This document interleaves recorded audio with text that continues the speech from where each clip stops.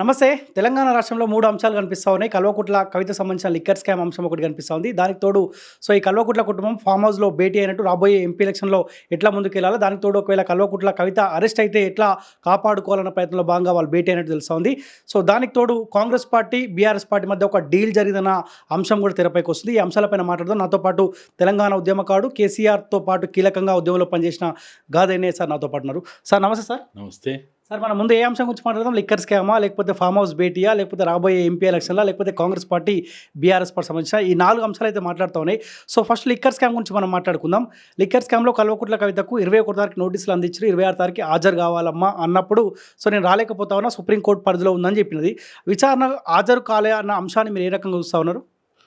అంటే ఇప్పుడు ఏదైతే మన చట్టాల్లో ఉన్నటువంటి అనేక లోపాలు లొసుకులు ఏవైతే ఉన్నాయో వాటన్నిటిని ఆధారం చేసుకొని తీవ్రంగా ఆమె కోర్టు ద్వారా ప్రయత్నాలు చేస్తున్నట్టు గతంలో కూడా ఈడీ విచారణ అప్పుడు కూడా ఆమె సుప్రీంకోర్టులో ఫైల్ చేసింది. మళ్ళా సిబిఐ వాళ్ళు పిలిస్తే కూడా దాదాపుగా అదే రకమైనటువంటి పద్ధతిలో దాదాపుగా కవిత కానీ కేజ్రీవాల్ కానీ వాళ్ళు ఒకటే తరహాలో మేము రాము, మీరు ఏమైనా చేసుకోండి, కాకపోతే చట్టం ద్వారా వెసులుబాటు ఏమున్నదో దానికోసం ప్రయత్నం చేస్తున్నారు. ఇప్పుడు 41 సిఆర్పిసి కింద 41A సిఆర్పిసి కింద ఏదైతే ఇచ్చిందో ఆల్మోస్ట్ ఎఫ్ఐఆర్లో ఉంటేనే గతంలోనేమో ఆమె విట్నెస్లో ఉండే, కానీ సాక్షి దాంట్లో ఉండే. ఇప్పుడు ఏకంగా ఏమైంది, అనేక మంది అప్రూవ్ స్టేట్మెంట్స్ ఇవ్వడము, కో ఎక్యూజ్డ్ వాళ్ళు ఈమె పాత్ర గురించి చెప్పడము, కొన్ని ఆధారాలు దొరికిన తర్వాత ఆమెనే ఎఫ్ఐఆర్లో ఛార్జ్షీట్ ద్వారా ప్రవేశపెట్టారు. వాస్తవంగా చెప్పాలంటే ఛార్జ్షీట్లో పెట్టిన తర్వాత వాళ్ళు ఆల్రెడీ ఛార్జ్షీట్ పెట్టారు. ఛార్జ్షీట్లో పెట్టిన తర్వాత అసలు 41A సిఆర్పిసి కింద అసలు పిలవడమే కరెక్ట్ కాదు నా దృష్టిలో అయితే. ఛార్జ్షీట్ అంటే ఏంటిది? ఆల్మోస్ట్ నువ్వు ఆ కేసుకు సంబంధించి ఒక పూర్తి ఇన్వెస్టిగేషన్ చేసి ఒక నిర్ణయానికి వచ్చినట్టు లెక్క. నాకు అర్థమైన కాడికి నేను, ఎందుకంటే 1979 నుంచి నా మీద అనేక కేసులు ఉన్నాయి, అనేక జైళ్ళల్లో ఉన్న మర్డర్ కేసులు, డబుల్ మర్డర్ కేసులు, అటువంటి అన్నీ చాలా జైళ్ళల్లో కూడా ఉన్నప్పుడు ఛార్జ్షీట్ వేయడం అంటే ఆల్మోస్ట్గా తదుపరి విచారణ కోసమే ఉంటుంది ఆడ, ఇంకా ఇన్వెస్టిగేషన్ ప్రాసెస్ కాదు అది. మరి నువ్వు ఛార్జ్షీట్లో ఆమె పేరు పెట్టి అక్యూజ్డ్ అని, మరి ఇప్పుడు 41A సిఆర్పిసి కింద ఆమె విచారణ చేయడానికి పిలవడం అంటే ఇది ప్రజల్ని తప్పుదో పట్టేయడమా, మోసం చేయడమా, లేకపోతే ప్రజలకు తెలియని విషయాన్ని మీరు చాకచక్యంగా బయటపడేయడానికి కవితమ్మకి ఏమైనా సహకరిస్తున్నానే అనుమానాలు అయితే చాలా, అంటే ఈ విషయం చాలామందికి తెలియకపోవచ్చు, కానీ తెలిసిన వాళ్ళ ద్వారా నాకు అందిన సమాచారం అయితే వీళ్ళు ఒక రకంగా చెప్పాలంటే వాళ్ళకి కవితని అత్తగారింటికి పంపడం వాళ్ళకి ఇష్టం లేదు. నేను మీ లెక్క అరెస్టనా, జైలనా, కటకటాలనా, చిప్పకూడనా, అది అత్తగారిలు వాళ్ళకి. అత్తగారింటికి పంపడం కూడా వాళ్ళకి ఇష్టం లేదు. కాబట్టి కవితను ఒకవేళ అరెస్ట్ అయితే ఆ జైలు కూడా ఆమెకు అత్తగారింటితో సమానమా? అంతే మరి. లేకపోతే రాజకీయ నాయకులకి ఎట్లుంటుంది? మనం చూస్తాం కదా, నిన్నగాక మొన్న చంద్రబాబు నాయుడు ఎట్లా ఉన్నాడు రాజమండ్రి జైల్లో, అట్లే ఉంటుంది. రాజభోగాలు ఉంటాయి వాళ్ళకి. అరెస్ట్ చేయడానికి వస్తే కూడా రెడ్ కార్పెట్ ఆహ్వానం ఉంటుంది, చిలక పలుకులు పలుకుతారు. ఆమె ఎంతసేపు ఆలస్యం చేసినా ఏమన్నారు? ఇప్పుడు నన్నో ఏదన్నా ఎఫ్ఐఆర్ అయ్యి మన దగ్గరికి వస్తే ఎట్లుంటుంది? కడ్రాయర్ మీద బన్నీని మీద ఉన్నా ఈడ్చుకొని పోతారు, పోయి దాంట్లో పడేస్తారు. కానీ అట్లుండదు కదా వాళ్ళ కంటే మన చట్టాలన్నీ కూడా ఉన్నోళ్ళ చుట్టాలైనవి. కాబట్టి ఇక ఏమున్నదాడా, వాళ్ళ జేబులో ఉన్నట్టే అవి. కాబట్టి వాళ్ళకి ఏం పెద్ద ఫరక్ పడదు. ఆడికి బీర్లు పోతాయి, బిర్యానీలు పోతాయి, జ్యూసులు పోతాయి, కావాల్సిన అన్నీ పోతాయి. కాబట్టి ఏం ప్రాబ్లం ఉన్నది అక్కడ? కానీ 41 సిఆర్పిసి ఎప్పుడైతే ఇచ్చినారో ఒకవేళ విచారణకు హాజరు కాకపోతే అరెస్ట్ చేసే అధికారం కూడా సిబిఐ అధికారులకు ఉంటుందన్న కొంతమంది న్యాయ నిపుణులు చెప్తా ఉన్నారు. అవకాశం కనిపిస్తూ ఉందా మీకు? ఈమె విచారణకు హాజరు కాలేదు కాబట్టి సిబిఐ అధికారులు హైదరాబాద్కి వచ్చామని ఎత్తుకెళ్ళే అవకాశం ఉంటుందా? అంటే వాళ్ళు ఒక్కసారి కాదు, అవసరమైతే ఇంకా 2-3 సార్లు కూడా విచారణకు రమ్మని వాళ్ళు నోటీసులు ఇవ్వచ్చట, ఇచ్చే ఆస్కారం కూడా ఉన్నది. తర్వాత ఇప్పుడు ఏమైంది, ఆమె సిబిఐ వాళ్ళు ఏం నిర్ణయం తీసుకోకముందే సుప్రీంకోర్టులో ఆమె పిటిషన్ వేసుకున్నది. సరే, నెంబర్ అయింది కానీ టేబుల్ మీదకి రాలే. మా తదుపరి విచారణ మార్చి 13వ తారీఖు ఏదో అన్నారు, ఏదో డేట్ ఇచ్చినట్టున్నది. అప్పటి వరకు ఏం చేస్తారు? ఇక ఏం చేయరు. ఇక మన అటు ఇటు అనేసరికి ఆ, లోక్సభ ఎన్నికల నోటిఫికేషన్ వస్తుంది. ఉమ్. ఇక అయిపోయాయి, ఇంకేమున్నది ఆడ. కానీ అసెంబ్లీ ఎలక్షన్ల కంటే ముందు బీజేపీ ఇదే తప్పిదం చేసింది. సరే వాళ్ళకి అనుసంధానంలో పనిచేసినా పని చేయకపోయినా పార్లమెంట్ ఎలక్షన్ల ముందు కవితకు నోటీసులు ఇచ్చి ఆమె విచారణకు పోకపోవడం, అరెస్ట్ కాకపోవడం ఇవంతా రాబోయే ఎంపీ ఎలక్షన్ల బీజేపీకి ఇబ్బంది అయ్యే అవకాశం ఉంటుందా? బీజేపీ ఇదంతా అబ్జర్వ్ చేస్తూ ఉందా? ఒకవేళ కవితను అరెస్ట్ చేయకపోతే మళ్ళీ మనకి ఇబ్బంది అవుతుందని? అంటే వాళ్ళు 2-3 రకాలుగా చూస్తా ఉన్నారు. అరెస్ట్ చేస్తే ఏమైనా సింపతి వస్తుందా? ఎందుకంటే ఇప్పుడు మీరు అన్నట్టు అరెస్ట్ చేసిన తర్వాత బీఆర్ఎస్ పార్టీ వాళ్ళు ఏం ఊకోరు, చేతులు కట్టుకొని ఏడ్చుకుంటే ఏం కూర్చోరు, రంకెలు వేసుకుంటారు, రోడ్లు ఎక్కుతారు. అనేక నిరసనలు అవి ఇవి అది ఇది కావాలంటే మరి రేవంత్ రెడ్డి ఓటు నేటు కేసులో ఉన్నాడు, ఆయన ఎందుకు అరెస్ట్ చేయలేదు అంటారు, ఇంకా అదంటారు ఇదంటారు, బొబ్బ పెడతారు అనుకోరు. అదిగా అంగిలాగి దించుకొని రోడ్ల మీద పడతారు. అవసరమైతే వాళ్ళకి ఏం దాడా లాఠీ దెబ్బలు ఏం తింటారు, ఇంకా ఎన్ని రకాల చర్యలకైనా పూనుకుంటారు. వాళ్ళకి కావాల్సింది ఏంది, అసలు సమస్యని పక్కదారి పట్టియాల. మన చంద్రబాబుని అరెస్ట్ చేస్తే ఏమైంది, ఏమైనా అయిందా? అట్లనే ఉంటుంది ఇక్కడ కూడా. కాబట్టి ఇక్కడ నేను అనుకోవడము వాళ్ళు అన్నీ డిసైడ్ అయ్యే ఉన్నారు. అరెస్ట్ అయితే ఎట్లా, అరెస్ట్ కాకపోతే ఎట్లా. అట్నే బీజేపీ పార్టీ కూడా అరెస్ట్ చేస్తే ఏమవుతుంది, అరెస్ట్ చేయకపోతే ఏమవుతుంది, ఇట్లా అనేక విషయాల్లో తేల్చుకోలేనటువంటి పరిస్థితి. ఇప్పుడు కవితమ్మ అయితే నిర్ణయించుకున్నది, మీరు ఏమైనా చేసుకోపోండ్రా అంటే అంది.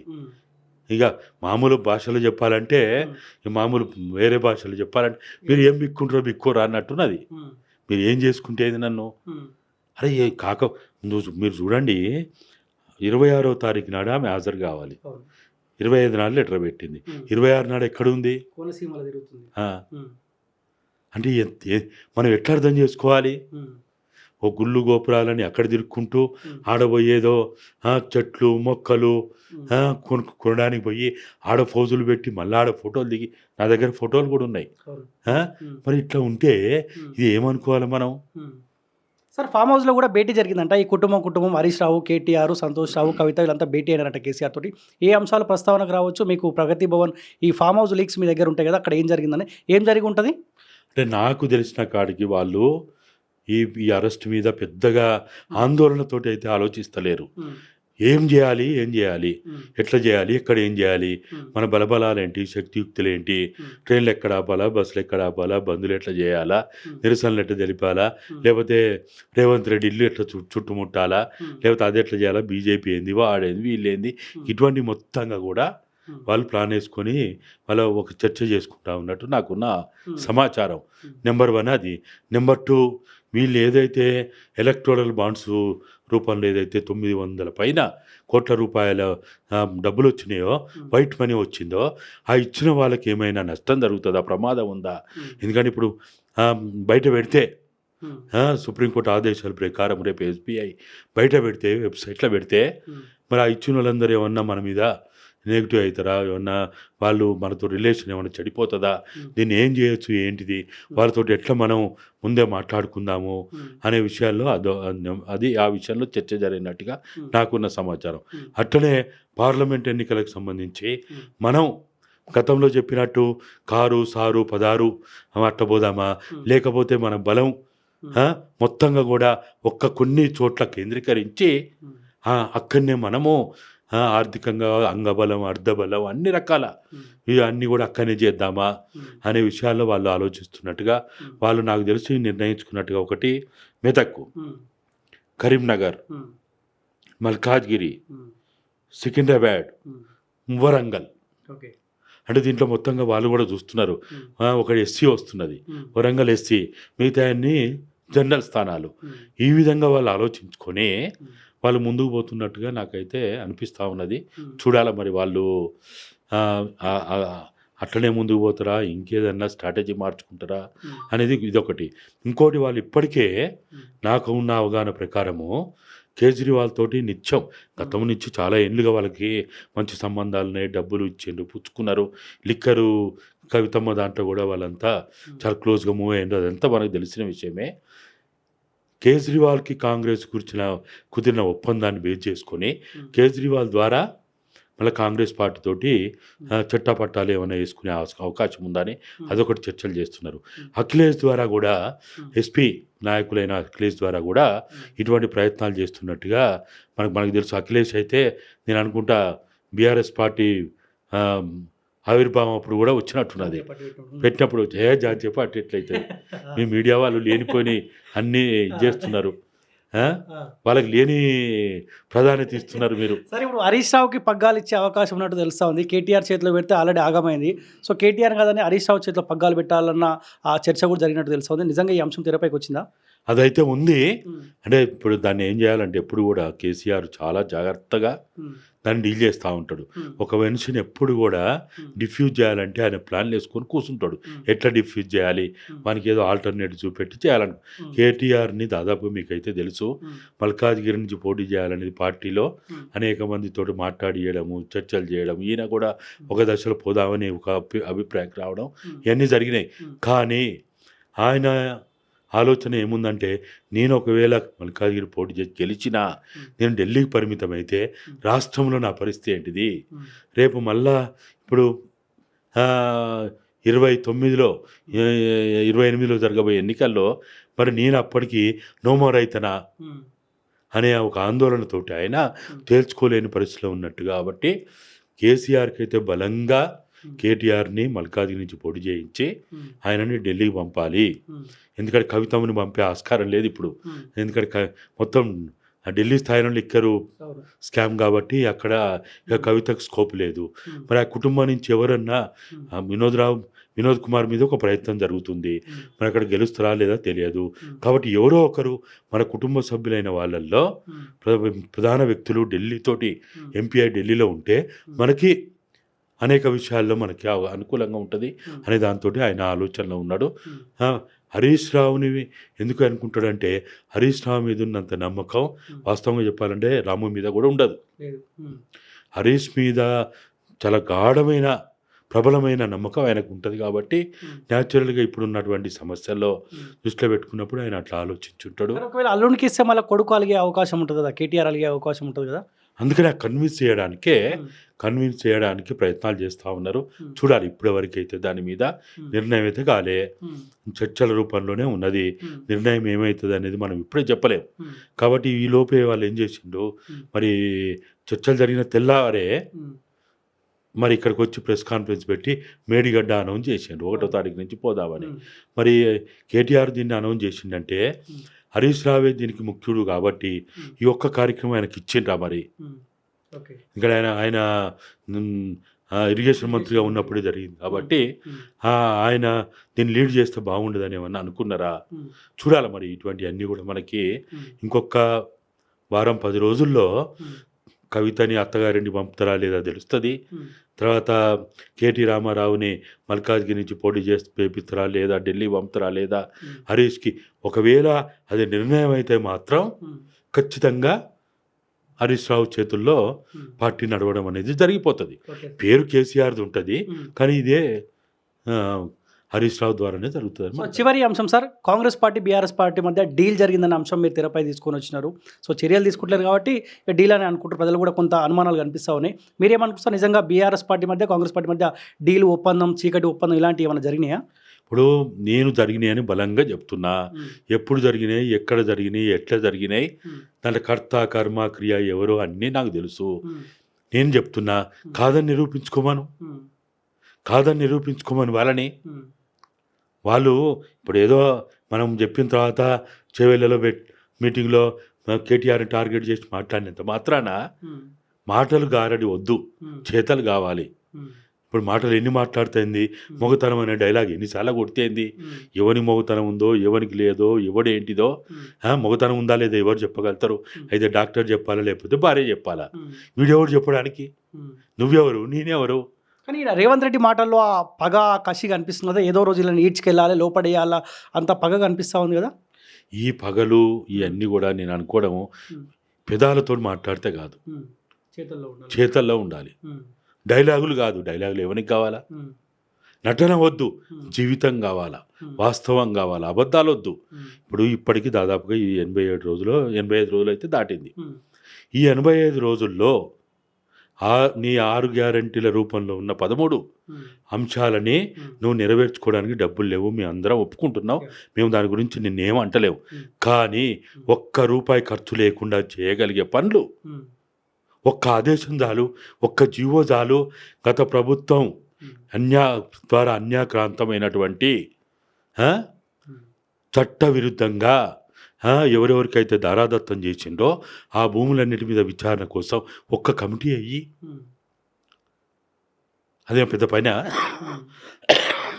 కానీ గత పాలకుడికి ఎవరైతే ఊడిగం చేసిరో అధికారులు రజత్ కుమార్ కావచ్చు, సోమేష్ కుమార్ కావచ్చు, లేకపోతే ఇంకొక ఆయన అరవింద్ కుమార్ కావచ్చు, వీళ్ళంతా ఈయన కనుసంధానంలో ఇంకా పనిచేస్తారు. రీజన్ ఏముంటుంది? వాళ్ళు ఎందుకున్నారు అక్కడ? వీళ్ళ చక్కదిద్దడానికే ఉన్నారు. ఓకే. వీళ్ళ మధ్య రాజీ కుదుర్చడానికో లేకపోతే ఈ పర్సంటేజ్లు, ఇప్పుడు ఎవరికి 60%, ఎవరికి 40%, ఎవరికి 70%, ఎవరికి 30%, ఈ పర్సంటేజ్లు మాట్లాడి పెట్టడానికి ఉన్నారు. కానీ వాళ్ళు ఇంక దేనికి ఉన్నారు వాళ్ళు? ఇప్పుడు చూడండి మీరు, బీఆర్ఎస్ నుంచి కాంగ్రెస్లోకి వచ్చే వాళ్ళందరూ కూడా ఎవరు వాళ్ళు? కేటీఆర్కి మౌత్ పీసులుగా ఉన్న వాళ్ళు, బినాములుగా ఉన్న వాళ్ళే వచ్చారు. వేరే వాళ్ళు ఎవరైనా వచ్చిండ్రా? మహేందర్ రెడ్డి భార్య అయినా, రామ్మోహన్ అయినా, వీళ్ళంతా ఎవరు వాళ్ళు? మరి ఇవన్నీ చూస్తుంటే మనకి ఏం అర్థమైతే లేదా మనకి? అంటే మనకు కూడా ఏదో శాస్త్రం చెప్పినట్టు, పిల్లి పాలు తాగుతూ కళ్ళు మూసుకున్నట్టు మనం ఏమైనా వాళ్ళ దృష్టి వెర్రి బాగోతులు వాళ్ళమా? మనకు అర్థం కాదా? వీళ్ళకి తెలియదు. వీళ్ళకి ఏం తెలుసు తెలంగాణ గురించి? మట్టి వాసన తెలుసా? రక్తపు త్యాగాల వాసన తెలుసా? మనం చూసినాం. ఇప్పుడు కేటీఆర్ డైరెక్షన్లోనే కాంగ్రెస్ పార్టీ కండువ కప్పుకుంటారు వీళ్ళంతా. బొంతు రామను డిప్యూటీ మేయరు, లేకపోతే పట్నం మహేందర్ భార్య పట్నం మహేందరు, సో ఎవరైతే బీఆర్ఎస్ పార్టీ నుంచి గత 10 సంవత్సరాల కాలం పాటు తెలంగాణ రాష్ట్రాలు ఇబ్బంది పడతా ఉంటే ఆ పార్టీలో ఉండి చూసిన వాళ్ళు ఈ పార్టీకి రావాలని ఇంకా చాలామంది ఆలోచిస్తారు కదా. కేటీఆర్ డైరెక్షన్లోనే ఇదంతా నడుస్తుందా? లేకపోతే ఎట్లా వస్తారు? ఇప్పుడు అంతకుముందు మెదక్ జిల్లా నుంచి ఎమ్మెల్యేలు పోయినరు. అప్పుడు కూడా అందరూ బో అని మొత్తుకున్నారు. ఏమైంది? వాళ్ళందరూ ఎవరు? కేటీఆర్ మనుషులు కాదు. వాళ్ళందరూ హరీషు లేకపోతే కేసీఆర్ మనుషులు. వాళ్ళకి జవాబుదారీగా ఉండేటోళ్ళు, వాళ్ళ కాంటాక్ట్లో ఉండేటోళ్ళు. మరి ఇప్పటివరకు కేసీఆర్ కాంటాక్ట్లో ఉన్నోళ్ళైనా లేకపోతే హరీష్ రావు కాంటాక్ట్లో ఉన్నోళ్ళైనా ఒక్కరైనా కాంగ్రెస్లోకి వచ్చిండ్రా? మీరు చెప్పండి. ఎక్కడ జరిగినా కానీ ఈ రాష్ట్రంలో అత్యంత ముఖ్యమైన చేరికల్లో ఎక్కడైనా కానీ అటువంటి జరిగిందా? కాబట్టి ఇవాళ ఇక్కడ కేటీ రామారావు వ్యూహాత్మకంగా ఆయన చేయాలనుకున్న చేస్తాడు. మరి ఈ సోయి వీళ్ళకు ఉండాలి కదా. మొగతనం పక్కన పెట్టు, సోయితో ఉండండి అని నేను రిక్వెస్ట్ చేస్తున్నా. సార్, మీరు రేపు ముఖ్యమంత్రి రేవంత్ రెడ్డి గారితో భేటీ అవుతున్నట్టు తెలుస్తా ఉంది. మీతో పాటు చాలామంది ఎవరైతే ఉద్యమకాలంలో పనిచేసిన వాళ్ళు కావచ్చు, లేకపోతే రాష్ట్రంలో మార్పు కోసం పనిచేసిన వాళ్ళందరూ రేపు రేవంత్ రెడ్డి గారితో భేటీ అవుతుంది తెలుసు. సో ఈ అంశాలు ఓపెన్గా మీరు మాట్లాడే అవకాశం ఉంటుంది. ఆయనతోటి మాట్లాడతారా? ఖచ్చితంగా మాట్లాడడం కాదు. నేను ఆల్రెడీ మాకు నిన్న సాయంత్రం సమాచారం ఇచ్చిండ్రు. వేం నరేందర్ రెడ్డి గారి ద్వారా మాకు సమాచారం వచ్చింది. ఇవాళ కూడా మేము మాట్లాడితే రేపటి షెడ్యూల్ని చూసిన తర్వాత, టైం ఫిక్స్ చేసిన తర్వాత మీకు ఈవినింగ్ లోపు మీకు సీఎంఓ ఆఫీస్ నుంచే ఫోన్లు వస్తాయని చెప్పిండ్రు. మేము దానికోసమే, నేను యాక్చువల్గా ఇవాళ వరంగల్ పోవాలనుకున్నాను కూడా. దానికోసం ఇక్కడ మేము ఏది మాట్లాడినా రాతపూర్వకంగా తయారు చేసిందే అక్కడ ఇస్తాము, మీడియా కూడా ఇస్తాము, దాని ప్రకారమే చేస్తాం. అంతేగాని మేము అక్కడ పోయి గుసగుసలు చెప్పుకోవడమో, నువ్వు గొప్పోడు అంటే నేను గొప్పోడిని అనుకోవడమో, ఒకరినొకరు పొగుడుకోవడమో, తిట్టుకోవడమో ఏముండదు. మేము స్పష్టంగా మేము చెప్పాలనుకున్న విషయాలని, ఈ ప్రభుత్వం 5 సంవత్సరాల సంక్షేమ ప్రభుత్వంగా ఉండడానికి కావాల్సిన సూచనలు ఇస్తాము, సలహాలు ఇస్తాము, భరోసా కూడా ఇస్తాము. రేవంత్ రెడ్డి గారికి భరోసా కూడా ఇస్తాము. నువ్వు ప్రజలు నమ్ముకో. నిన్న చెప్పింది కదా, కార్యకర్తలే మా పార్టీకి మూల స్తంభాలు అన్నావు, వాళ్ళ వల్లనే మేము ఈ పదవిలో ఉన్నా అని చెప్పినావు. ఆ కార్యకర్తలు కావచ్చు, ప్రజలను కావచ్చు, ఓట్లేసిన ప్రజలు ఒక్క నీ కార్యకర్తలు కాదు, ప్రజలు దేవుళ్ళు, ప్రజలు యజమానులు, ప్రజల యజమానులు, పాలకులు, జీతగాండ్లు, సేవకులు. కాబట్టి నీ కార్యకర్తలను ఒక్కరు పొగడకు. ప్రజలు గొప్పవాళ్ళు. నీ కార్యకర్తలు ఎంత ఉంటారు? కార్యకర్తలు డబ్బులు ఇస్తే వచ్చేపాయే. కార్యకర్తలు కాదు, ప్రజలు మార్పు కోరుకున్నారు. మేము ఈ విషయాలన్నీ కూడా ఆయనకు సలహాలు ఇస్తాం, సూచనలు చెప్తాం. రేవంత్ రెడ్డి గారు, మీరు ఏమీ అధైర్యపడకుర్రి. 5 ఏళ్ళు మీ పార్టీ మారుస్తే చెప్పలేం, కానీ బీఆర్ఎస్ నుంచో బీజేపీ నుంచో మీకు ఎటువంటి ఆపద లేదు. అటువంటిది ఏమన్నా